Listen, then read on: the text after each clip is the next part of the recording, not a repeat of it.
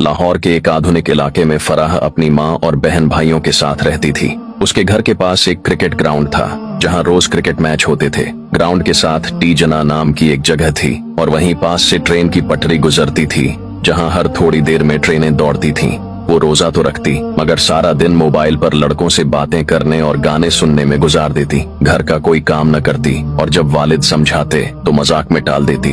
रोजा रखना ही बहुत बड़ा काम है, बाकी सब फजुल है। उसकी माँ भी ऐसी ही थी, दौलत को सबसे ज्यादा अहमियत देने वाली, शौहर और नेक बेटे को दबाने वाली और बेटियों को आजाद छोड़ने वाली। फराह की बहन भी उसी की तरह थी। इन दोनों को न रोजे की कदर थी न इबादत की, मगर जब घर वाले देखते तो फराह इबादत का झूठा ड्रामा करने लगती। तस्बीह हाथ में लेकर बैठ जाती ताकि सब यही समझें कि वो नेक है। फराह का बाप एक मेहनती मजदूर था जो सुबह काम पर चला जाता और रात को थका हारा घर लौटता, मगर जब वो आता तो बीवी उसके साथ नौकरों जैसा सलूक करती। वो खाने के लिए कहता तो वो तंजिया कहती, इतनी मेहनत करते हो फिर भी शिकायतें करते हो, खुद जाकर खा लो। जब वो अपनी मेहनत की कमाई घर लाता तो बीवी जबरदस्ती उसके हाथ से पैसे छीन लेती और पूछती, पूरे पैसे कहाँ हैं? एक एक रुपए का हिसाब दो। अगर शौहर कुछ पैसे अपनी जरूरतों के लिए रख लेता तो वो चीखने लगती, ये पैसे मेरे हैं, तुम्हें अपनी कमाई रखने का कोई हक नहीं। दो भाई, एक माँ का गुलाम, दूसरा बाप की तरह मेहनती फराह के दो भाई थे।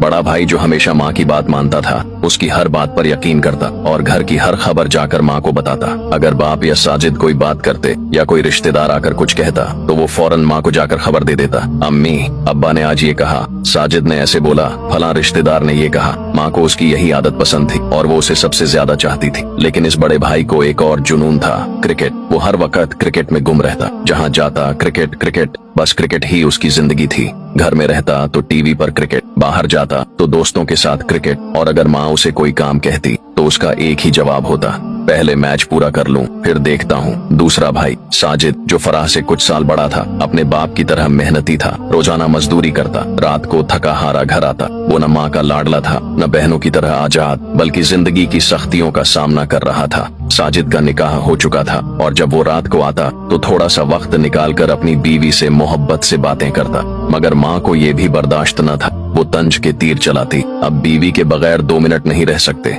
माँ के लिए वक्त नहीं बचा, बस बीवी ही सब कुछ बन गई। तू भी अपने बाप की तरह बीवी का गुलाम बन गया। रमजान की खूबसूरत रात, फराह पर अल्लाह का अजाब। एक रात जब सब लोग तरावीह पढ़ रहे थे, फराह और उसकी बहन मोबाइल में मग्न थीं। अचानक फराह का जिस्म कांपने लगा, आंखों के आगे अंधेरा छा गया और वो जमीन पर गिर पड़ी। बहन खौफजदा हो गई। वो फराह के करीब आई और उसकी बेहोशी में सवाल करने लगी, फराह तुम्हें क्या हो गया? ये सब क्यों हो रहा है? कहीं तुम्हें अल्लाह के अजाब ने तो नहीं पकड़ लिया? मगर फराह कुछ न बोल सकी, उसकी जबान बंद हो चुकी थी। फराह को फौरन अस्पताल ले जाया गया। डॉक्टर ने कहा इसका इलाज मुमकिन है मगर काफी पैसे लगेंगे। माँ के चेहरे का रंग बदल गया। वो जो सारी दौलत जमा करने में लगी रहती थी, आज जब बेटी की जिंदगी बचाने का वक्त आया तो वो कहने लगी, इतने पैसे मेरे पास नहीं है, मैं ये खर्च नहीं कर सकती। बड़ा भाई भी माँ की तरह ही था, वो भी खामोश खड़ा रहा। मगर साजिद आगे बढ़ा। उसने अपनी सारी जमा पूंजी निकाली और फराह के इलाज के लिए दे दी। अल्लाह ने रहम किया और इलाज के बाद फराह ठीक हो गई। आंख खुलते ही उसकी आंखों से आंसू जारी हो गए। वो रोती हुई साजिद के गले लग गई और रोते रोते कहने लगी, भाई मैंने बहुत गुनाह किए हैं, मैंने बहुत गलत रास्ता इख्तियार किया, मैं अल्लाह से माफी मांगना चाहती हूँ। अब वो मोबाइल छोड़ चुकी थी, मौसीकी और गाने छोड़ चुकी थी, लड़कों से बातें छोड़ चुकी थी और दिल से तौबा कर चुकी थी। वो माँ के पास गई और कहा, अम्मी अल्लाह ने मुझे दूसरा मौका दिया है, आप भी अपनी गलतियों से तौबा कर लें, पैसों की मोहब्बत छोड़ दें, अल्लाह की मोहब्बत इख्तियार कर लें। रमजान हमें सिखाता है कि गुनाह पर पर्दा डालने से कुछ नहीं होता। अल्लाह सब जानता है, लेकिन जो दिल से तौबा करे अल्लाह उसके लिए रास्ते खोल देता है। तौबा का दरवाजा बंद होने से पहले लौट आना ही असल कामयाबी है।